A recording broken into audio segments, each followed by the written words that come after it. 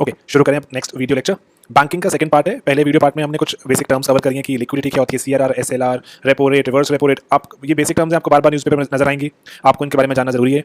और जो अपनी मॉनेटरी पॉलिसी नाम की क्या चीज़ है आपने सबने फॉलो किया तो बहुत अच्छी बात है, कंग्रेचुलेशन। नहीं किया तो go back and learn about it. इस वीडियो में हम क्या पढ़ेंगे? इस वीडियो में हम पढ़ेंगे कुछ कॉन्सेप्ट्स, प्रायोरिटी सेक्टर लेंडिंग की सरकार ने कुछ प्रायोरिटी से डिसाइड किया हुआ है कि इस आरबीआई को ने बैंक्स को हिदायत दी है कि आपको अपने जो क्रेडिट एक्सटेंड करना है उसका कुछ एक हिस्सा तो आपको इन कुछ प्रायोरिटी सेक्टर्स में देना ही देना है, जैसे एग्रीकल्चर, जैसे एक्सपोर्ट, जैसे सस्ते घर बनते हैं गरीबों के लिए, उसमें बैंक्स को हिदायत दी गई है कि आपने उधार देना ही देना है। Then comes your demonetisation. RBI ने किया था, ये भी बैंकिंग का ही पार्ट है, जो नोटबंदी हुई थी अभी recently. And then Indradhanush plan. Indradhanush plan क्या है, उसका एक लेटेस्ट वर्जन भी आ गया है, इंद्रधनुष प्लान का 2.0, उसके बारे में बात भी शुरू हो चुकी है, वो भी देखेंगे क्या होता है। एंड देन बाज़ेल नॉर्म्स, बाज़ेल एक जगह है, उसके नाम पे कुछ नॉर्म्स बनाए गए हैं बैंकिंग सेक्टर को गवर्न करने के लिए। देन स्मॉल बैंक्स क्या होते हैं, पेमेंट बैंक्स क्या होते हैं, यूपीआई क्या होता है, इन सब चीज़ों के बारे में बात करेंगे। और लास्ट में गोल्ड स्कीम्स, इस पर हमारा लेक्चर, एंड मुद्रा पर हम लेक्चर खत्म करेंगे। मुद्रा एक हमारे पास अगेन सरकार ने स्कीम शुरू की थी, मुद्रा के नाम से बैंक भी बना दिया सरकार ने, और उसके बारे में बात करेंगे। ठीक है, तो सबसे पहले first things first, priority sector lending. तो प्रायोरिटी सेक्टर लेंडिंग के बारे में बात करें, 1970s की बात है, आपको मैं एक कहानी सुनाता हूँ उसके बारे में। 1970s की बात है कि बहुत सारे बैंक थे देश में, लेकिन वो एग्रीकल्चर को लोन एक्सटेंड नहीं करते थे। लोन एक्सटेंड नहीं करते थे तो उसके कारण क्या होता है, एग्रीकल्चर की ग्रोथ नहीं होती। सिर्फ और सिर्फ बैंकिंग सेक्टर कहाँ तक ही लिमिटेड था, सिर्फ अर्बन एरियाज तक लिमिटेड था, जहां पर बैंकिंग की रिक्वायरमेंट है, देश majority of the country was doing agriculture, तो उसके लिए कोई लोन ही नहीं देने को तैयार। तो फाइनली सरकार ने क्या किया, सरकार ने आरबीआई को बोला कि आप बैंक्स को ये हिदायत दो। बहुत सारे बैंक्स भी नेशनलाइज किए गए। नेशनलाइज किए गए का मतलब कि सरकार ने अपने कंट्रोल में ले लिए, प्राइवेट बैंक्स को उन्होंने सरकारी बैंक्स बना दिया। 1970s में इंदिरा गांधी गवर्नमेंट के अंदर हुआ था ये। तो तभी आरबीआई ने प्रायोरिटी सेक्टर लेंडिंग का कॉन्सेप्ट भी शुरू किया था। बैंक्स को इसमें हिदायत दी गई थी कि आपने कुछ एक परसेंटेज, अभी ये कितना चलता है, अभी दिस इज 40%, कि जितना भी बैंक उधार एक्सटेंड करेंगे, क्रेडिट, इसको नेट क्रेडिट बोलते हैं वैसे, जितना भी बैंक उधार एक्सटेंड करेंगे उसका 40% हिस्सा shall go to a few sectors. मैं आपको सेक्टर्स बता रहा हूँ, ये सेक्टर्स इंपॉर्टेंट है, प्री में पूछे जाते हैं। टोटल वैसे 7 सेक्टर्स हैं, 2 और 3 इसमें कह सकते हैं आप नए ऐड हुए थे 2015 में। प्री में सवाल पूछ सकते हैं, अभी तक नहीं पूछा गया कि लेटली एडेड सेक्टर कौन से हैं प्रायोरिटी सेक्टर लेंडिंग में, जहां पर मैंडेटरी है बैंक्स को अपना 40% क्रेडिट देना ही देना है। पहला है आपका एग्रीकल्चर। एज एक्सपेक्टेड एग्रीकल्चर तो देश में होगा ही होगा, इसको लोन देना मैंडेटरी है। वैसे 18% टोटल लोन्स का, पीएसएल के 40 का भी आगे डिवीजन की हुई है कि 18% तो straight away goes to agriculture, 18% of not 40%, 40 में से 18, बाकी रह गया 22%, 22 की भी आगे फर्दर डिवीजन है, लेकिन ये इंपॉर्टेंट है तो आपको मैं बता दिया, बाकी आपको एक्जैक्ट याद करने की रिक्वायरमेंट नहीं है। एक तो हो गया आपके पास एग्रीकल्चर, और एक आपके पास हो गया एक्सपोर्ट क्रेडिट। जो अगर कोई कंपनी चाहती है कि एक्सपोर्ट के लिए कुछ काम शुरू करना, देश पैसे कमाएगा एक्सपोर्ट से, फॉरेन इनकम कमाएगा, तो सरकार ने मैंडेटरी किया हुआ है आरबीआई को, आरबीआई ने मैंडेटरी किया हुआ बैंक्स को कि आप एक्सपोर्ट करने वाली किसी भी कंपनी को एक्स्ट्रा आप हेल्प देंगे एंड प्रायोरिटी से लोन देंगे। ठीक है जी। Then comes your education. Education loans सारे के सारे नहीं होते, लेकिन कौन से, फॉरेन एजुकेशन लोन्स भी होते हैं, लेकिन एक लिमिट होती है। कहने का भाव ये है कि जो गरीबों के लिए एजुकेशन है, जो गरीब जो अफोर्ड नहीं कर सकते, वैसे भी सरकार चाहती है एजुकेशन प्रमोट करना, तो एजुकेशन लोन्स भी प्रायोरिटी सेक्टर का पार्ट होते हैं। तो अगेन एक बार रिपीट कर रहा हूँ, प्रायोरिटी सेक्टर क्या होता है, अगर बैंक ने 100 रुपए उधार देने हैं, उसमें से 40 रुपए, 40 रुपीज इन सेक्टर्स में जाने चाहिए। अभी और देखते हैं, 3 हुए, agriculture, export, education, then housing. Housing में कौन सी है आपकी, स्मॉल हाउसिंग। ऐसा नहीं है कि मुझे एक आलिशान बंगला बनाना है तो बैंक से लोन लेने जाऊँ, बैंक पे कोई प्रायोरिटी सेक्टर लेंडिंग की फिर कोई कंडीशन नहीं होगी, कौन सी, स्मॉल हाउसिंग पर होगी। ठीक है जी। एंड देन एक है अपने पास, और वैसे अदर्स दिखते हैं, अदर्स तो ये तो कुछ पहले टर्म्स एग्जिस्ट करती थी, उसके पहले अपने पास थी माइक्रो एंटरप्राइज। माइक्रो एंटरप्राइज क्या होती है, आप जाकर डेफिनेशन चेक करना, छोटी इंडस्ट्रीज को बोलते हैं, बहुत छोटी इंडस्ट्री। इसमें एडिशन कर दी गई है, इसमें क्या कर दिया, माइक्रो भी बात होगी, स्मॉल की बात भी होगी, एमएसएमई कहा गया ना इसे, micro small and medium, MSME की बात होगी। ये वाली जो एंटरप्राइजेस हैं, इसको भी लोन दोगे तो भी प्रायोरिटी सेक्टर लेंडिंग का पार्ट बन जाओगे, बैंक के टारगेट पूरे हो जाएंगे। एंड देन जो एक और चीज 2015 में ऐड हुई है, that is social infrastructure.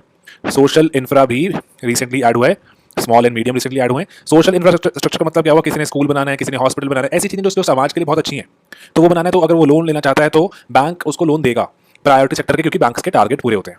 And then last is renewable energy. Modi ji दुनिया भर में घूम रहे हैं, रिन्यूएबल एनर्जी के लिए देश में कुछ लेकर आए सामान। हमने फ्रांस में जाके एक डील भी साइन की है, हमने सोलार एनर्जी के लिए काम भी किया है, सोलर को सोलार बोलते हैं मोदी जी हमारे, तो है तो वैसे बड़े प्यारे, चलो कोई बात नहीं। तो रिन्यूएबल एनर्जी को भी अगर बैंक से कोई लोन मांगने आएगा तो बैंक के प्रायोरिटी सेक्टर लेंडिंग टारगेट पूरे होंगे। ठीक है जी। तो ये 3 मैं रेड सेंटर लाइन कर रहा हूँ, ये लेटली एडेड थे। ठीक है जी। तो आरबीआई के साइड पर जाके आप चाहे पढ़ना, पीएसएल के बारे में और पढ़ सकते हैं। तो लेकिन मान के चलते हैं, चलो अब नेक्स्ट स्लाइड में देखते हैं कि मेरे पास 100 रुपये उधार देने थे बैंकों में, मैंने 100 रुपये उधार दिए, उसमें से लेकिन 40 रुपये मेरे कहाँ होने चाहिए थे, पीएसएल में होने चाहिए थे, 40 में आउट ऑफ 140। तो लेकिन मैंने नहीं दे पाया समहाउ मैं 40, मैं लेट्स से सिर्फ 37 दे पाया, तो मेरे 3 रुपये शॉर्ट रह गए। अब मैं क्या करूँ, if there is a shortfall in PSL, उस केस में क्या करेंगे, बहुत कुछ कर सकते हैं। आरबीआई ने बहुत सारी आपके पास स्कीम्स बनाई है, मैं यहाँ लिख रहा हूँ डिफरेंट पेन से। तो आरबीआई ने बोला कि एक नाबार्ड करके भी हमारे पास एक बैंक है, नेशनल बैंक है हमारे पास नाबार्ड। जैसे आरबीआई एक रेगुलेटरी बॉडी, ऐसे ही नाबार्ड भी एक रेगुलेटरी बॉडी है जो कि नेशनल बैंक है। इसका नाम क्या, national bank for agricultural and rural development, NABARD. इसके भी एग्जाम्स निकलते हैं, अच्छी जॉब होती है, आप अप्लाई कर सकते हैं। तो नाबार्ड एक फंड चलाता है, उसका नाम है rural infrastructure development fund, RIDF, rural infra development fund, जो गांव में जाके कुछ ना कुछ इंफ्रा क्रिएट करेगा। जैसे पॉन्ड्स बना दिए, जैसे अस्पताल, छोटे छोटे क्लिनिक्स वगैरह, कुछ भी रूरल इंफ्रा की बात हो रही है वो बना दिए, तो उसके लिए फंड बनाते हैं नाबार्ड। अगर जो मेरा शॉर्टफॉल रह गया था, मैं एक बैंक हूं, मैंने को 40 रुपए देने थे 100 में से, लेकिन मैं नहीं दे पाया, मेरा शॉर्टफॉल रह गया। शॉर्टफॉल को मैं कहां कंट्रीब्यूट कर सकता हूं, RIDF में।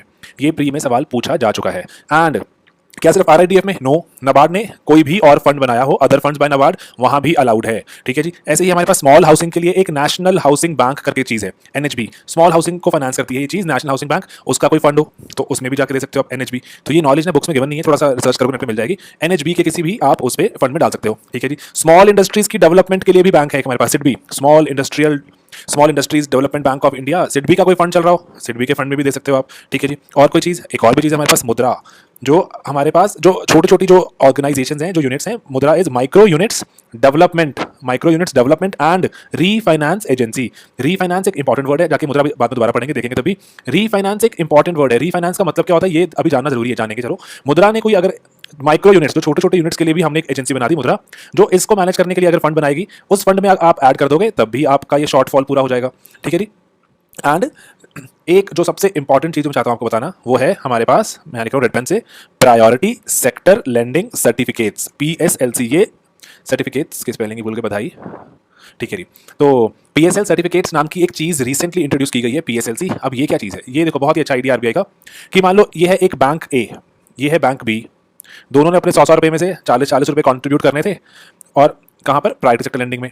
लेकिन मान लो इस बैंक, ये था ओवर अचीवर बैंक, जो क्लास में टॉपर होते हैं, वो वाला टाइप बैंक था। इसने ओवर अचीव कर लिया, 43 रुपीज इसने प्रायोरिटी सेक्टर्स की तरफ दे दिए। जो हमने सेक्टर्स देखे थे वहां पे चेक किया इसने, वो मैंने 43 दे दिए। ये वाला भाई बैठा बेचारा 37 पे। तो अब आरबीआई कह रहा है कि क्या ये जो एक्स्ट्रा आपने अचीव किया है, जो 3 रुपए, आप अगर इसको ट्रांसफर कर दो तो इसका पूरा हो जाएगा। आप तो पहले पूरे थे। तो अब आप ये वाला जो बैंक B है, ये बैंक A से प्रायोरिटी सेक्टर लेंडिंग सर्टिफिकेट्स खरीद सकता है। ठीक है जी। PSL सर्टिफिकेट्स खरीद सकता है कि आप ये 3 रुपए का जो आपने एक्स्ट्रा लोन दे दिया, ये प्लीज मेरे को ट्रांसफर कर दो। लेकिन यहाँ पे कंडीशन है, अगेन मैं इसको डिफरेंट पेन से लिख रहा हूँ। यहाँ पर एक कंडीशन है, दैट कंडीशन सेज कि जो ये एक्स्ट्रा जो ये आपने लोन ट्रांसफर कर दिया, ये बैंक B भी पूरा हो गया PSL के नाम पे, ये भी A का भी पूरा चल रहा है PSL नॉर्म्स। तो लेकिन जो ये 3 ट्रांसफर कर दिए, क्या पता ये घटिया लोन्स हो, जिसको लोन दिया गया है, मान लो किसी ऐसे सिक इंडस्ट्री को लोन दे दिया, माइक्रो इंडस्ट्री को, जिसमें पैसे वापस नहीं आएंगे। एक तो ऐसा कर सकता है, एक अगर मैंने घटिया लोन दे दिया भाई, तू रख ले, है ना, तेरा भी PSL पूरा हो जाएगा, मेरा मैं भी बचा रहूंगा। तो ये नहीं होगा। जब भी कोई PSL सर्टिफिकेट में लोन ट्रांसफर होगा, ये बात अब क्लियर होगी, लेकिन लोन के साथ रिस्क ट्रांसफर नहीं होगा। There will be no transfer of risk. अगर ये 3 रुपए कल वापस, जो 3 रुपए जो लोन दिया हुआ है वापस नहीं आता, तो A को इसको पैसे वापस करने पड़ेंगे B को, कि आपके पैसे भी NPA बन गया, नॉन परफॉर्मिंग एसेट बन गया, पैसे वापस नहीं आए, B जाके बोलेगा A को, तो A को पैसे वापस करने होंगे। ठीक है जी। तो बस एक बात इसमें, 100 बातों की एक बात क्या है कि रिस्क साथ में ट्रांसफर नहीं होता, सिर्फ और सिर्फ लोन की अमाउंट ट्रांसफर होती है एक बार। अगर इनकेस अगर लोन बिकम्स बैड लोन, तो accordingly initial bank will pay back the money. Okay, तो ये अपने PSL के बारे में बात करनी जरूरी थी, यहाँ पर देख लिया हमने। नेक्स्ट अब एक चीज़ देखते हैं, दैट इज डीमोनेटाइजेशन। डीमोनेटाइजेशन के बारे में आपने बहुत ज्ञान पढ़ चुके हैं, उस पर हम क्वेश्चन सॉल्व करेंगे। बस जब अभी कुछ दिनों में हम प्री से जब अपने बेसिक टर्म से आगे गुजर जाएंगे तो हम क्वेश्चन सॉल्व करेंगे। डीमोनेटाइजेशन में आपको बस मैं 2-3 बातें चाहता हूँ बताना, कि क्या ये पहली बार ही हुआ है देश में। देखो देश में बहुत कुछ सरकार में बोल रही है पहली बार किया है, हमने पहली बार किया है, पहली बार नहीं किया। अगर आप चाहते हैं जानना तो 1946 में भी हुआ था ये, लेकिन आज़ाद भारत में नहीं था तब, हुआ ना। उसके बाद मोरारजी देसाई सरकार ने भी किया था 1978 में। दोनों ही बार क्या था, रिटोरिक कि ब्लैक मनी खत्म करनी है हमें सिस्टम में। ब्लैक मनी खत्म हो गई क्या देश में, चलो तो it is up to your interpretation. ठीक है जी। 1978 में भी हुआ था। तो आपको प्री में सवाल पूछ सकते हैं कि क्या is the first time, no, 2 बार हुआ है। इंडिपेंडेंट इंडिया में भी 1 बार हो चुका है। आगे बढ़ते हैं। तो वैसे अगर आपको जानना है तो डीमोनेटाइजेशन में क्या करता है, जो लीगल टेंडर नहीं होंगे मित्रों, लीगल टेंडर होना, करेंसी नोट बंद कर देते हैं। कि जिस भी नोट को बोला गया कि आरबीआई अब इसको लीगल नहीं मानेगा, जो कोई इसको कैरी करेगा वो इलीगल कहलाएगा, तो बस यही बात है, दैट्स इट, कि इलीगल हो जाएंगे वो नोट अगर आप कैरी कर रहे हो। तो इमेजिन करो ना, मान लो कि आप कल एक पर्ची बना लो और एक पर्ची पे लिख दो कि ₹1000 और नीचे अपने साइन कर दो कि हाँ जी साइन कर दिए, जाके दिखा देना इस किसी भी दुकान पे आपको 1000 रुपये मिल जाएंगे। तो आपने क्या कर रहे हो, आप एक पैरेलल एक सिस्टम बनाने की ट्राई कर रहे हो, एक पैरेलल करेंसी बनाने की ट्राई कर रहे हो। सरकार को तो ये बात अलाउड ही नहीं है, क्योंकि सिस्टम कौन बना सकता है, पैरेलल करेंसी सिर्फ आरबीआई बना सकता है, या फिर जो एक लीगल गवर्नमेंट बना सकती है, आप नहीं बना सकते। तो इसीलिए बोलते हैं कि अगर आपने कैरी किया तो आप इलीगल काम कर रहे हो। द वे जो आप पर्ची पे लिख के अगर अपना नाम साइन करके दोगे तो वो लीगल टेंडर नहीं होगा। चलो इस पर बहुत ज़्यादा बात करेंगे बाद में एक मेंस की वीडियो में। अभी इस पर आते हैं इंद्रधनुष प्लान। ये अपना एक बहुत ही मेजर प्लान सरकार ने अनवेल किया, और जैसे प्रेजेंट गवर्नमेंट बहुत सही हर चीज़ में गाना बना देती है, इंच टू माइल, B2B, नए नए, ऐसे भी इंद्रधनुष प्लान के भी का भी कीवर्ड बनाया सरकार ने। इंद्रधनुष में 7 कलर, तो इसमें भी 7 ही रंग हैं, ABCDEFG। अब ए का मतलब क्या है? बहुत ही आसान मतलब है। ए का मतलब है अपॉइंटमेंट्स। ये बैंकिंग के रिफॉर्म करने के लिए आया है। इंद्रधनुष बैंक किस लिए आया है? बैंकिंग के रिफॉर्म के लिए। यहाँ लिख देता हूँ बैंकिंग रिफॉर्म, कि बैंक के सिस्टम को थोड़ा बदला जाए। बहुत टाइम से बैंक्स में कोई रिफॉर्म नहीं हुआ, तो उसको रिफॉर्म करने के लिए सिस्टम बनाया गया।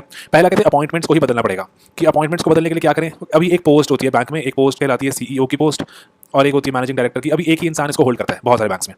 तो ये इंद्रधनुष प्लान में क्या क्या आया कि इसको अलग अलग करो। CEO क्या करेगा? डेली ऑपरेशंस के बारे में काम करेगा, कि कैसे बैंक को एफिशिएंट बनाया जाए, कि किस तरह से बैंक में एफिशिएंसी ऐड की जाए।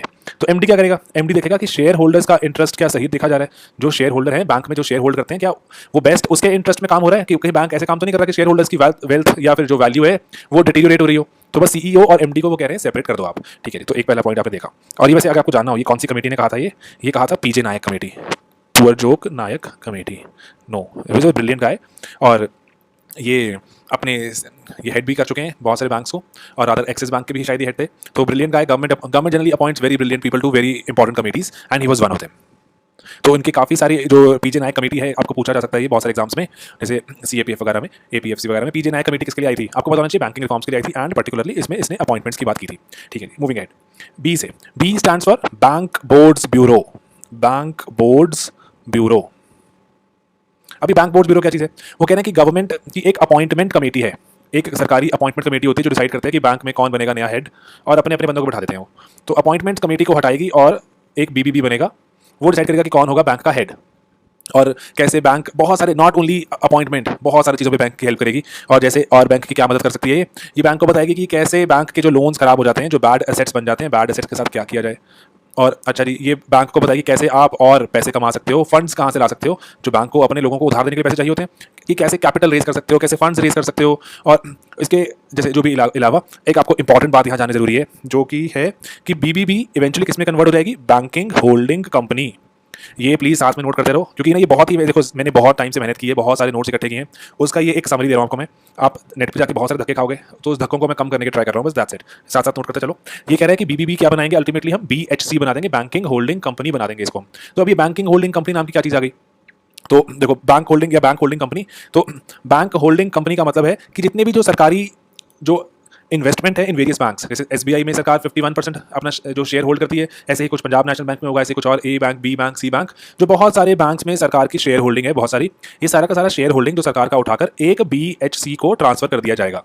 ताकि ये ऐसा करना क्यों चाहते हैं BHC को ट्रांसफर करना?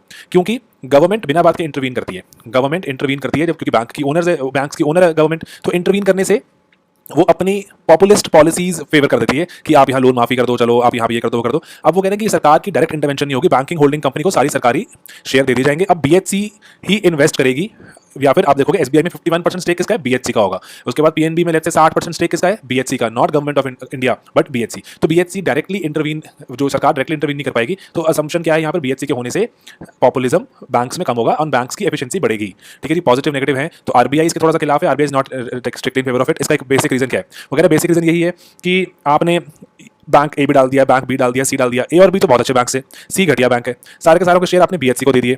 अब मार्केट में जो लिस्ट हुई है वो BHC लिस्ट हुई है मार्केट में, स्टॉक मार्केट में। अब मैं एक इन्वेस्टर हूँ, मुझे जो शेयर खरीदना, मैं इंडिविजुअली SBI का शेयर नहीं खरीद सकता, इंडिविजुअली PNB का शेयर नहीं खरीद सकता, इंडिविजुअली बैंक इसका नहीं शेयर खरीद सकता। तो मुझे BHC का ही शेयर खरीदना पड़ेगा, क्योंकि सभी बैंक्स के मैंने शेयर उठा के मर्ज कर दिए यहाँ पर BHC में। तो मुझे तो सिर्फ A और B के शेयर आगे मेरे से, चलो अच्छी बात है, लेकिन मुझे C का नहीं चाहिए था। C घटिया बैंक है, मुझे नहीं चाहिए था, परफॉर्म नहीं करता कुछ, तो लेकिन मुझे खरीदना पड़ेगा। तो RBI की क्या एक एप्रीहेंशन था कि BHC के आने से इन्वेस्टर्स थोड़े से शायद नाराज हो जाएं, क्योंकि सभी बैंक इक्वली एफिशिएंटली परफॉर्म नहीं करते, इक्वली वो रिवॉर्डिंग नहीं है, उनमें पोटेंशियल इक्वल नहीं है। तो इसलिए इन्वेस्टर के पॉइंट से आप देखो तो it's not a very good idea. तो लेकिन गवर्नमेंट पॉपुलिज्म भी कम करना है, तो अकॉर्डिंगली BHC होगा। आप शायद जाके थोड़ा रीड करना। एक हमारे पुराने CAG थे, controller and accountant general and auditor general, sorry CAG थे विनोद राय को जाके देखो अभी रिसेंटली क्या कर रहे हैं, go and find out Vinod Rai, तो then maybe read about it. Okay, next C stands for your capitalisation. देखो ये ना पर्टिकुलर सिर्फ मैं ABCD इसीलिए उठाया मैंने, ताकि आपको मैं बहुत सारी छोटी छोटी चीज़ें समझा दूँ। कैपिटलाइजेशन का मतलब क्या होता है? हमने जैसे बैंक इमेजिन किया था, ये होता है बैंक में लोग पैसे डालते हैं, लाइबिलिटी साइड लोगों को आगे उधार देता है बैंक, असेट साइड, असेट क्यों? क्योंकि बैंक पैसे कमाएगा यहाँ से, लाइबिलिटी क्यों? क्योंकि बैंक को पैसे वापस करने। तो क्या सिर्फ यही एक सोर्स है? लाइबिलिटी ही सिर्फ सोर्स है बैंक के पास, जनता की जो सेविंग्स है, जो जिसको आगे असेट में कन्वर्ट करेगा? नो, बैंक में कैपिटल भी तो आ सकता है। कैपिटल मतलब जो ओनर्स का पैसा, जो ओनर पैसा लगाएं। मैं कोई कंपनी स्टार्ट करता हूँ, मेरे भी कुछ पैसा लगा होता है ना, जैसे मैंने बैंक स्टार्ट किया तो RBI की रेगुलेशन है 500 करोड़ रुपया कम से कम आपको लगाना पड़ेगा, तो इसको कहते हैं कैपिटल। बहुत सारे बैंक्स में तो सरकार ही ओनर है, तो सरकार को इसमें कैपिटल डालना चाहिए।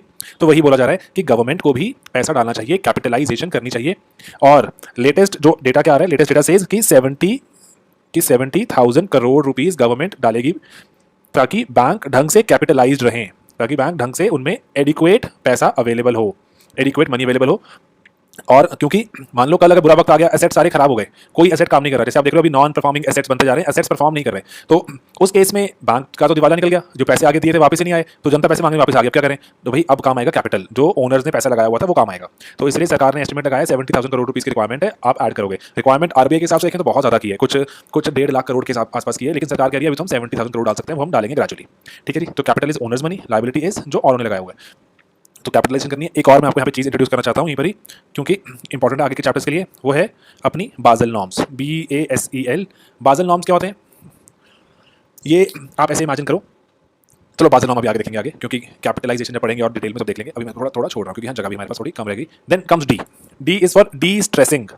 बैंक में कह रहे हैं कि स्ट्रेस बहुत बढ़ गया है, थोड़ा स्ट्रेस कम करते हैं। स्ट्रेस बढ़ गया का मतलब क्या हुआ कि अब जो हमारे पास जो बैंक ने उधार दिए थे आगे, जो ये असेट्स थे, ये बन गए नॉन परफॉर्मिंग।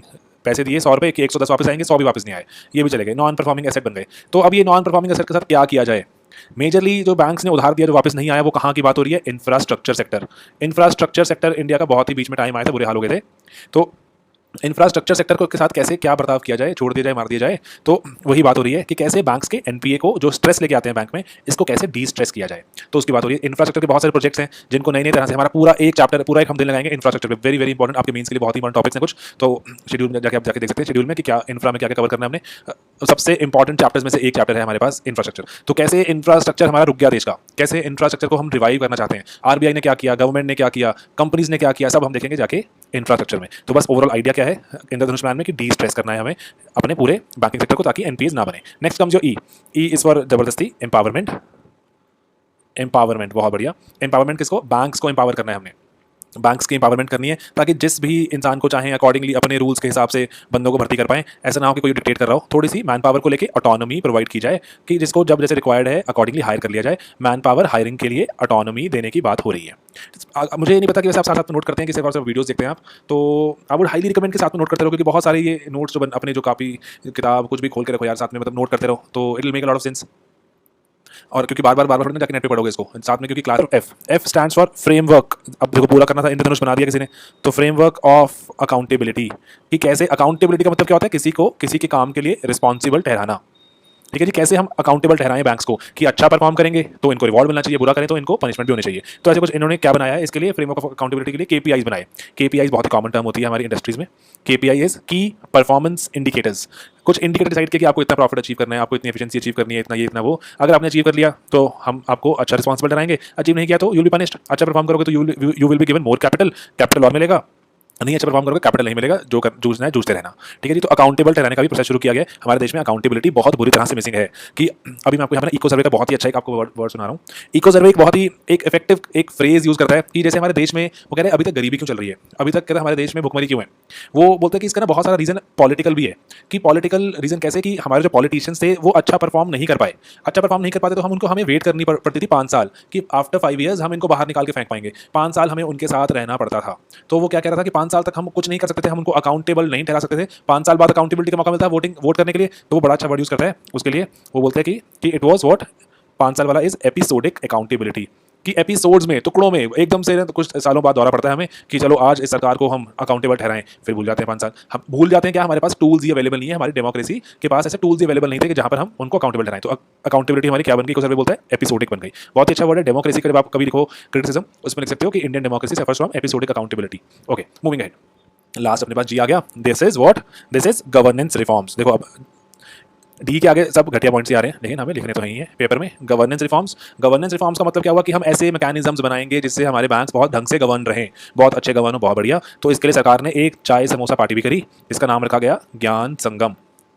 ज्ञान संगम पे आपको सवाल पूछ सकते हैं फ्री में, व्हाट इज ज्ञान संगम। आपने बताया ज्ञान संगम कुछ नहीं है जी, चाय पकौड़े खाए थे और बहुत सारे बैंकर्स आए, डिसाइड किया कि क्या करेंगे क्या नहीं करेंगे। आरबीआई के साथ बैठाया गया उनको, गवर्नमेंट भी बैठी हुई थी वहाँ पर, और सोचा गया कि अब क्या करें आगे, कैसे हम डी स्ट्रेसिंग करें, कहाँ से कैपिटल लाएं, बैंक बोर्ड ब्यूरो क्या करेगा, अपॉइंटमेंट कैसे करेंगे, सो ऑन सो फोर्थ। तो ज्ञान संगम नाम की एक चीज़ भी हुई जहाँ पर लोगों ने बैठ के विचार विमर्श किया। ठीक है जी, बधाई। अब इंद्रधनुष प्लान तो आपको बात समझ आई। अब इंद्रधनुष 2.0 क्या आ गया? तो 2.0 बहुत ही लेटर फिनोमेना है, 2017 में इसको अनवेल किया गया सरकार ने और अभी इतना अखबारों में नहीं आ रहा। तो इसका एक जो मेजर फोकस है दैट इज ऑन रीकैपिटलाइजेशन, कि भाई जल्दी जल्दी करो, कैपिटल के बारे में आपने बात की थी, लेके तो आई नहीं, रीकैपिटलाइजेशन करो। क्यों रीकैपिटलाइजेशन, क्यों क्यों पैसा डाला जाए बैंक में?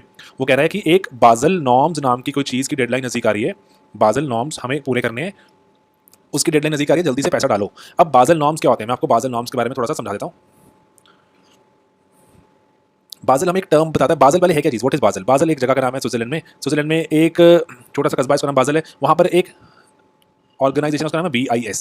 BIS की अभी आज की डेट में कोई फुल फॉर्म नहीं है, लेकिन जैसे ITC करके एक कंपनी सुनी आपने, ITC, उसकी आज की डेट में कोई फुल फॉर्म नहीं है, लेकिन एक वक्त हुआ करती थी। पहले इंपीरियल टोबैको कंपनी थी, फिर इंडियन टोबैको कंपनी होगी, आज की डेट में ITC does not have a full form. वो कह रहे हैं बस हम ITC हैं। ऐसे ही BIS की आज की डेट में कोई फुल फॉर्म नहीं है। BIS की पहले फुल फॉर्म क्या थी? Bank for international settlement. ये मतलब क्या हुआ? जब आपने शायद, मेरे को वैसे ये यूजलेस हिस्ट्री का एस्पेक्ट, लेकिन थोड़ा मजा आता कहानी सुनने में। तो जब वर्ल्ड वॉर 1 खत्म हुई, ट्रीटी ऑफ वर्साइले हुई, ट्रीटी ऑफ वर्साइले में क्या डिसाइड किया गया कि जो हमारा जर्मनी था वो पैसे पे करेगा फ्रांस को, एंड बाकी जो जितनी जो कंट्री जो जीत गई, जर्मनी को रेपारेशन पे करना। रेपारेशन क्या होता है कि हम आपकी, भाई हमें नुकसान किया आपका, सॉरी हमने आपसे जंग लड़ी, हम आपके सबको सामान रिपेयर करा देंगे, रेपारेशन बोलते हैं उसको। तो जर्मनी ने रेपारेशन पे करना था फ्रांस एंड ऑल, तो किसके थ्रू करेगा? जर्मनी कहते हैं, उसके लिए बैंक क्रिएट किया गया, उसका नाम था BIS, bank for international settlement. फिर उसके बाद जर्मनी ने पैसे देना बंद कर दिया, फिर BIS बेचारा ऐसे पड़ा रहा, डिसफंक्शनल सा। स्विट्जरलैंड में था, बाजल में हेडक्वार्टर थे, अब उसको फिर दोबारा रिवाइव किया गया 1960s में। अभी है क्या बाजल में जो ये बैंक है BIS, ये बैंक नहीं है, ये सेंट्रल बैंक्स का बैंक है।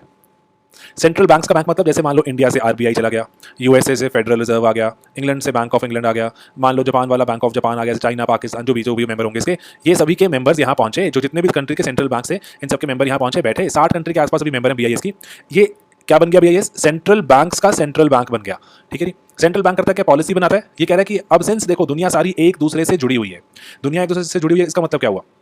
USA में रिसेशन आया, इंडिया में भी असर पड़ा, चाइना में भी असर पड़ा, USA में बैंक्स कोलैप्स हुए, ग्रीस में असर पड़ा उसका। वो कह रहा है कि ऐसी दुनिया में कोई भी चीज़ अब अछूती नहीं रह गई है, बैंकिंग सिस्टम में, पर्टिकुलरली फाइनेंशियल वर्ल्ड में। तो आपको इसलिए हम एक सेंट्रल एक बैंक की रिक्वायरमेंट तो है ही, जो कि इंश्योर करे कि दुनिया भर में सिमिलर पॉलिसीज यूज हो रही हैं, दुनिया भर में सिमिलर पॉलिसीज बनाई जा रही हैं, ताकि या फिर ऐसी पॉलिसीज बन रही हैं जिसमें कंसेंसस है, सब मिल बांट के काम करना चाहते हैं, ताकि एक दुनिया की एक जगह की चीज दूसरी जगह को एडवर्सली रैंडमली इंपैक्ट ना करे। ठीक है जी, ऐसी पॉलिसी बनाई जाए। तो उसके लिए कहाँ बैठ के बनाते हैं? ये कहाँ चाय पकौड़ा पार्टी होती है? BIS में होती है।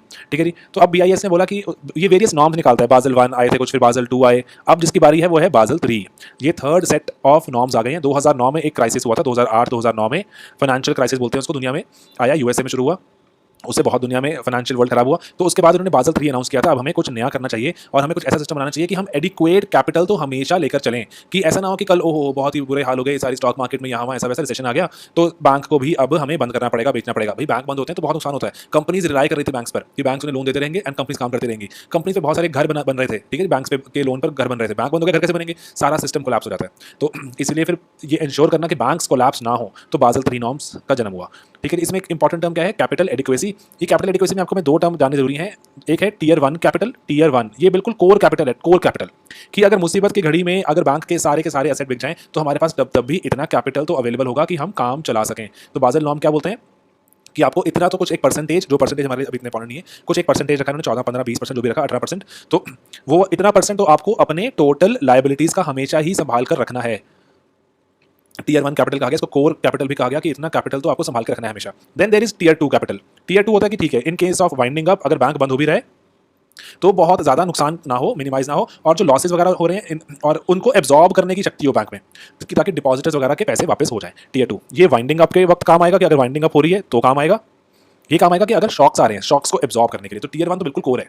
और ठीक है जी। तो और ताकि टियर 1 होने से क्या होगा, बैंक अपने आप को चला पाएगा मुसीबत वक्त के दौरान भी, और ट्रेडिंग रुकेगी नहीं। ठीक है, तो ये टियर 1 टियर 2 इंपॉर्टेंट है। कैपिटल एडिक्वेसी एक रेशो होती है, और इस रेशो को बाजल 3 में बताया गया। ठीक है, आगे बढ़ते हैं।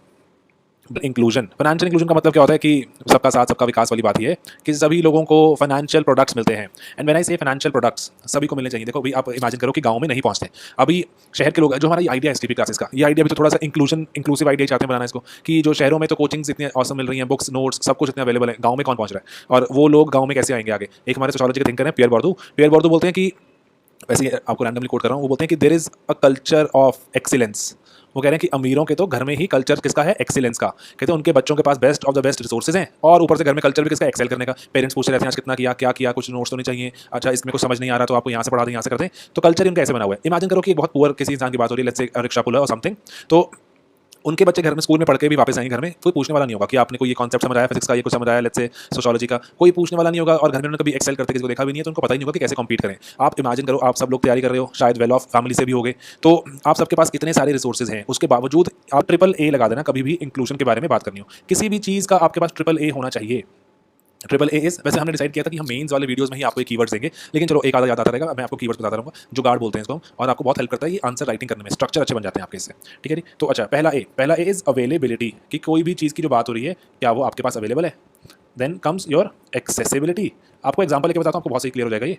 इमेजिन करो आपने एलपीजी गैस जो सिलेंडर खरीदना है, एलपीजी सिलेंडर, तो एलपीजी सिलेंडर का एग्जांपल बहुत ही एग्जांपल बन जाता है कि कैसे, कि क्या आपके शहर के आसपास वो अवेलेबल है। हाँ जी बिल्कुल जी, एक सामने स्टोर है वहाँ पे मिल जाती है, ठीक है जी, अवेलेबिलिटी तो है, तो लेकिन क्या वो एक्सेसिबल है कि वहाँ जा सकते हो आपको लेट्स से कि बहुत सारी हमारे जो रिसोर्सेज हैं कहीं पर, जो सरकारी रिसोर्सेज को अवेल करने के लिए औरतें जा ही नहीं सकती, लोअर कास्ट जा ही नहीं सकते, ठीक है जी, ओके नहीं जी, यहाँ भी कोई टेंशन नहीं, एक्सेसिबिलिटी भी है। फाइनली क्या आप इसको अफोर्ड कर सकते हो, अफोर्डेबिलिटी, ठीक है जी। अब बैंक की बात करें, क्या आपके शहर में बैंक अवेलेबल है। हाँ जी बैंक तो अवेलेबल है, एक्सेसिबल है नहीं, 25 किलोमीटर दूर है, ओहो अच्छा, अब वहाँ पे चली भी गई तो उनकी सर्विसेज वगैरह वो इतना फीस चार्ज करते हैं, अफोर्डेबल है, अफोर्डेबल पे भी सवाल उठ गया। तो इंक्लूजन के लिए आपको ट्रिपल ए तो देना ही पड़ेगा अगर आपको किसी को इंक्लूड करना है। अब again coming back to the basic point कि क्या क्या फाइनेंशियल सामान इंक्लूड करवाना है आपको, बेसिक चीज़ें। सेविंग अकाउंट, भाई मेरे पास पैसे इकट्ठे हो गए, मैं कहाँ जमा कराऊँ, बैंक ही नहीं है, तो मेरे को गद्दों के नीचे रखने पड़ते हैं, सेविंग अकाउंट। अच्छा, मुझे बिजनेस स्टार्ट करना है, उसके लिए मुझे उधार चाहिए, क्रेडिट। मैंने कुछ सामान खरीदा, मेरे को पता नहीं कल चोरी ना हो जाए, कुछ खराब ना हो जाए, इंश्योरेंस। मेरी फसल, मुझे उसकी टेंशन रहती है, इंश्योर करा दो प्लीज़, वेदर हमारे देश में वैसे ही इतना मुसीबत भरा है, ठीक है जी। और ऐसे बेसिक चीज़ें कि क्या मेरे पैसे आ गए तो मैं उसको, मेरे पास क्या फाइनेंशियल एडवाइस अवेलेबल है कि मैं इसको बेस्ट कहाँ लगाऊँ, स्टॉक मार्केट में लगाऊँ, क्या लगाऊँ, ठीक है जी। मेरे पास मैंने पैसे कमा लिए, घर पैसे चाहता हूँ भेजना, कि क्या मेरे पास कोई रेमिट करने का, रेमिटेंसेज भेजने का कोई तरीका है, रेमिट करने का नहीं है, ये भी नहीं है मेरे पास। यहाँ दिल्ली बैठ के मान लो है मेरे पास, लेकिन घर है मेरा बिहार में तो नहीं है, अब मैं क्या करूँ। तो ये है, अगर ये तो बेसिक से आपको एग्जांपल दे रहा हूं, इमेजिन करने आसान है। ये सब जब आप हर एक सिटीजन को देना शुरू कर देंगे तो आप बोलोगे आपकी country is financially inclusive country. India वैसे काफी फाइनेंशियली इंक्लूसिव होता जा रहा है बिकॉज बेस्ड ऑन आईटी। अब फाइनेंशियल इंक्लूजन की सरकार ने बहुत सारे स्टेप्स उठाए, जिसमें से एक स्टेप का नाम है आपके पास क्या, स्मॉल बैंक्स। स्मॉल बैंक्स के बारे में पढ़ना जरूरी है। स्मॉल बैंक्स वैसे क्या होता है, स्मॉल बैंक इज नॉट ऐसे कि छोटा बैंक नहीं है, बैंक तो काम सारे करता है, it does all the operations, काम सारे करेगा, कि इंश्योरेंस भी बेचेगा, सब कुछ करेगा ना, सेविंग अकाउंट भी खोलेगा। लेकिन बस यही है कि इनिशियली इसका एरिया, इनिशियली ऐसे देखो मेंशन है वेबसाइट पे, क्या कहते हैं वो, कि एरिया ऑफ ऑपरेशन पे भी कोई लिमिट नहीं है, लेकिन इनिशियली इन पे क्या लगाया गया कि आपने, कि जो बेसिक जो आपने जो सर्विसेज देनी है वो लो इनकम ग्रुप को देनी है। आपने लो इनकम ग्रुप आप फोकस करो, विद टाइम आप एक्सपैंड कर लेना बड़े इनकम ग्रुप में भी।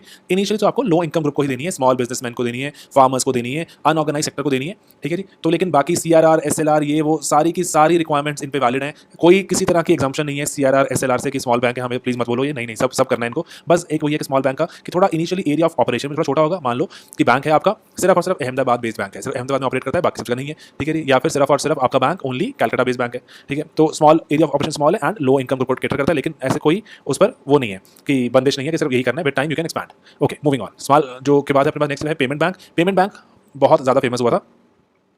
Payment bank what does it से, देखो पेमेंट बैंक का अदरवाइज जो प्राइमरी एजेंडा है दैट इज रेमिटेंसेस। आपको पैसे घर भेजने हैं, पैसे घर रेमिट करने हैं, उसके लिए पेमेंट बैंक्स का सिस्टम बनाया गया।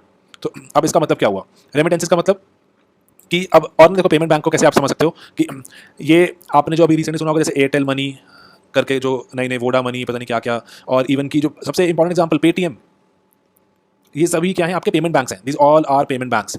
अब ये पेमेंट बैंक्स को भी क्या सीआरआर एसएलआर पूरा करना है, हाँ जी बिल्कुल पूरा करना है। तो इन पे कोई पाबंदी है, एक पाबंदी है पेमेंट बैंक पर, इस पे वैसे प्री में सवाल पूछ चुके हैं, वो है कि ये उधार नहीं दे सकते, they can not give credit, ठीक है जी। क्रेडिट सवाल क्या पूछा था उन्होंने, क्या payment bank credit card issue कर सकता है। अगर हमने बेसिक सी बात जानी हो क्रेडिट नहीं दे सकते तो क्रेडिट कार्ड किस बात का इशू करेंगे, उधार नहीं दे सकते, ठीक है जी। तो क्रेडिट कार्ड इशू नहीं कर सकते, ये 2016 के प्री में पूछा गया था, ठीक है जी। ओके तो अब यहाँ पर आपका और इसमें कोई ऐसी बात जानने वाली, हाँ जी एक बात और जानने वाली है कि इनको जैसे मान लो मैंने पैसा घर भेजना है अपने लेट्स से फादर को बी, मैंने 1000 रुपये जमा करा दिए, लेकिन फादर ने सिर्फ विड्रॉ किए लेट्स से 200 रुपये, उनको लगा कि बाकी पेटीएम या जिसमें भी पड़े रहने देते हैं, 800 रुपये पड़े हुए हैं अभी भी मेरे बैंक में पेटीएम के खाते में।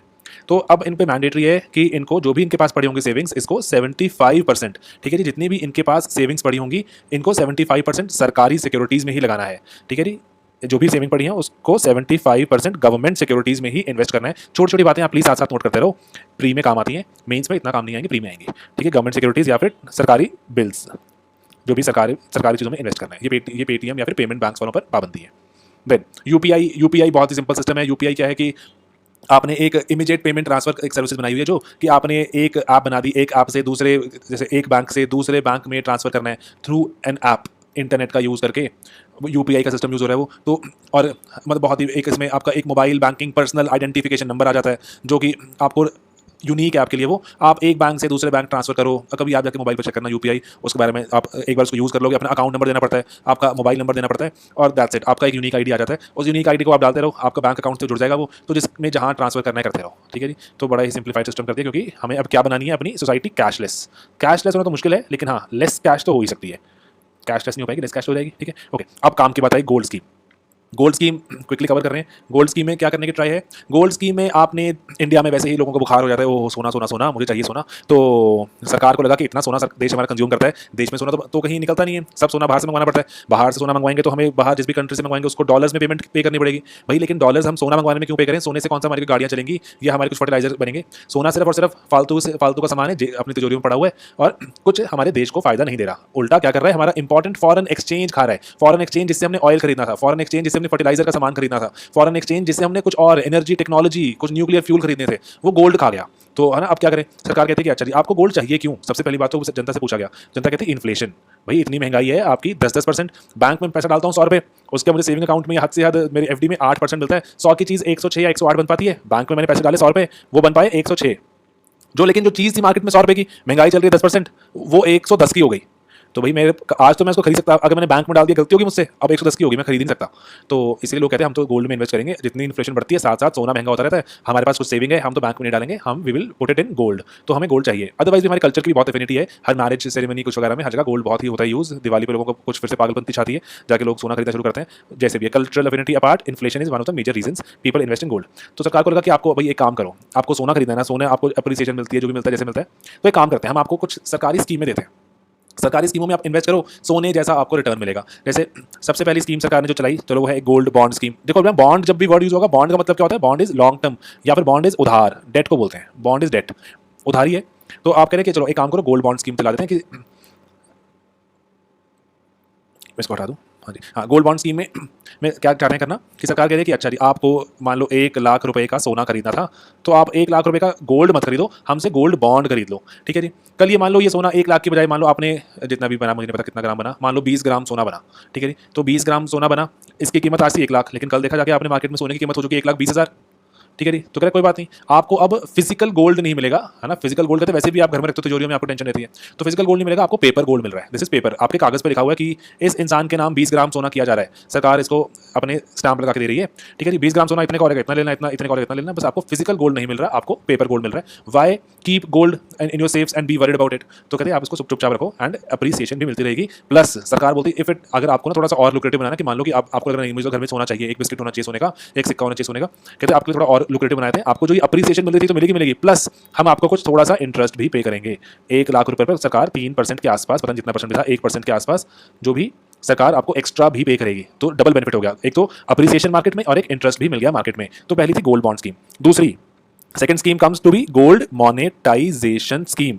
गोल्ड मोनेटाइजेशन स्कीम, इसका मतलब क्या हुआ, जैसे आपने ऐड देखी होगी वो वाली, पता नहीं कौन सा पुरम गोल्ड, मल्लापुरम मन्नापुरम गोल्ड, तो एक वो वाली स्कीम गोल्ड मोनेटाइजेशन स्कीम आपने देखी होगी। वो उसमें क्या होता है कि सोना लाओ घर से अपना और उसकी वैल्यू पाओ, तो वो सरकार भी ये बोल रही है कि अपने घर से सोना निकाल कर लाओ, उसको मोनेटाइज करवा लो, उसको मनी में कन्वर्ट करा लो and take back money, cash ले जाओ, जो आपका जो आइडल घर में जो वेला पड़ा हुआ है गोल्ड, उस गोल्ड को आप यूज करो, ठीक है, ताकि आप देश को भी कुछ गोल्ड दे पाओगे। तो देखो gold monetization scheme was never focused on individuals, individual ने तो अपने कुछ गहने बनवाए हुए एंड ऑल। तो गोल्ड मोनेटाइजेशन स्कीम का एक जो मेजर ड्रॉबैक था वो क्या था, कि गोल्ड को पिघलाकर वो उसकी वैल्यू निकाली जाएगी, तो मैंने तो अपने गहने बनाए हुए, मैं क्यों पिघलवाने के लिए दूंगा, इसलिए it was never targeted on individuals, it was targeted on gold which is there with temples, जो मंदिरों में गोल्ड पड़ा है हजारों टन, उसको मोनेटाइज करवाने के लिए सरकार चाहती थी। सरकार कहती है आपके पास तो फालतू पड़ा हुआ है, हम यहाँ पे रखो, इसके बदले का पैसा ले लो और हमें ये गोल्ड मिल जाएगा, हम इसको जनता में इसको पिघला पिघला के दे सकते हैं, हमें बाहर से नहीं मंगवाना पड़ेगा। आइडिया अच्छा था लेकिन पिक नहीं किया। And then third was gold coin scheme, कि गोल्ड के कॉइन पर आपने अशोका का एम्बलम लगा दिया, जो हमारा एम्बलम भी है सारनाथ पिलर वाला। गोल्ड कॉइन स्कीम ये भी हमारी पिट गई, कि गोल्ड कॉइन स्कीम पर अशोकन एम्बलम तो कौन खरीदेगा, उस पर वैष्णो देवी का कुछ लगाते या फिर कोई फोटो छापते भगवान की, तो बहुत बिकता, हम श्योर, थोड़ा सरकार भी थोड़ा दिमाग कम लगाती है। तो अशोकन एम्बलम वाला कॉइन मैं क्या करूँगा उसका, ठीक है जी, कोई दिवाली पे पूजा भी नहीं कर सकते उसकी। तो इसीलिए 3 स्कीम आई। यूपीएससी ने आपको 2015 में सवाल पूछा था गोल्ड स्कीम्स के, आपको डीमेरिट्स बताने थे। It's a separate question for mains, will attempted in one of the videos. तो गोल्ड स्कीम्स के डीमेरिट्स, ठीक है जी, तो 3 याद रखना हमेशा, bond scheme, monetization and coin scheme. ठीक है, लास्ट अपने मुद्रा की फुल फॉर्म आपको मैंने बताई, micro units development and refinance agency. अब यहाँ पर मैं आपको देखो माइक्रो यूनिट्स की बात समझ आई, इसको डेवलप करवाना चाहते हैं वो, एंड रीफाइनेंस इसका मतलब क्या हुआ, मैं इस पर ज़्यादा फोकस करना। देखो बहुत सारी ना ऑलरेडी छोटे छोटे इंस्टीट्यूशंस काम कर रहे हैं, जैसे जो माइक्रो यूनिट्स को फाइनेंस कर रहे हैं, माइक्रो यूनिट्स के लिए पैसे दे रहे हैं, लेकिन अब ये इंस्टीट्यूशन इतने छोटे होते हैं कि अगर इनके पास खुद का सिर्फ 2 करोड़ रुपए पड़ा हुआ है, 2 करोड़ रुपए में से 1.5 करोड़ चला गया, 50 लाख रह गया सिर्फ, तो 50 लाख बेचारे किसको दें किसको ना दें, इनके खुद के पास पैसे बहुत कम होते हैं। तो कह रहे हैं सरकार कहती है हमें काम करते हैं, हम एक ऐसी एजेंसी बनाते हैं मुद्रा जो इनको भी पैसे देगी। ये जो बहुत सारे छोटे छोटे इंस्टीट्यूशन थे, इंस्टीट्यूशन 1 2 3 जो आगे माइक्रो यूनिट्स को पैसे दे रहे हैं, हम इनको पैसे देंगे। तो रीफाइनेंसिंग एजेंसी है, प्लीज इस बात को ध्यान रखना, आप शायद इस पर फोकस नहीं करते हो। तो ये देखो देश में ना जो बहुत सारी जो एम्प्लॉयमेंट जनरेट हो रही है वो छोटी छोटी इंडस्ट्रीज में ही जनरेट हो रही है, माइक्रो स्मॉल मीडियम एंटरप्राइजेस में जनरेट हो रही है। तो उनको रीफाइनेंस, उनको पहले फाइनेंस करवाना जरूरी है, फिर इनको रीफाइनेंस करवाना जरूरी है। तो इसलिए ये मुद्रा डायरेक्टली लोन नहीं देगा एमएसएमईज को या फिर माइक्रोज को, डायरेक्टली लोन नहीं देगा। किसको लोन देगा, ये इंस्टीट्यूशंस को जो ऑलरेडी लोन दे रहे हैं। एंड इनके लिए पॉलिसी बनाएगा इन इंस्टीट्यूशंस के लिए कि कैसे आप बेस्ट प्रैक्टिसेस कर सकते हो, किस तरह से अपना बिजनेस एक्सपैंड कर सकते हो, एंड कि इन कस्टमर्स को भी चूना ना लगे, इनको भी लूटा ना जाए, इंटरेस्ट रेट बहुत हाई ना चार्ज किया जाए, तो इन इंस्टीट्यूशन पे भी चेक लगाया जाएगा, रेगुलेटरी बॉडी। तो मुद्रा सभी कुछ है। मुद्रा की ना आपको जो बातें याद रखनी है, इसने 3 तरह के लोन डिवाइड किए हैं। एक है शिशु, ये वर्ड याद रखना, शिशु ये है 50,000 से छोटे लोन। देन कम्स योर किशोर, किशोर है 50,000 से 2 लाख नहीं 5 लाख रुपए तक के लोन, 50 से 5 लाख तक के किशोर लोन। एंड देन कम्स तरुण, आपसे पूछा जाए शिशु किशोर तरुण कौन सी स्कीम का पार्ट है, आप बताओगे मुद्रा स्कीम का पार्ट है। ठीक है जी, 5 लाख से लेके 10 लाख, 10 लाख अपर लिमिट है, मुद्रा इसके ऊपर फाइनेंस रीफाइनेंस नहीं करेगा। ठीक है जी, ओके। तो ये हमारा वीडियो यहाँ पे खत्म करते हैं इसको। एंड बाकी हमारे पास बैंकिंग के 2 वीडियोस और हैं। अगला वीडियो आएगा एनपीएस का। एनपीए बहुत ही मेजर देश का मुद्दा बन चुका है, नाक में दम कर दिया सरकार के, तो देखते हैं कैसे उसको टैकल कर सकते हैं। ठीक है, मिलते हैं जल्दी, थैंक्स अ लॉट।